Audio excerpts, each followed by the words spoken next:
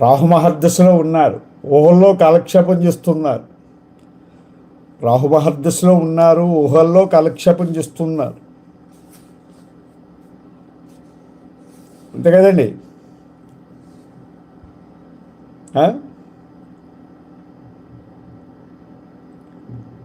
న్యాయ సంబంధమైన వ్యవహారాల్లో ఇరుక్కోవడం. అంటే మీ వయసు అంతా నాకు తెలియదు పూర్తిగా. కృష్ణ జన్మస్థాన దర్శనం,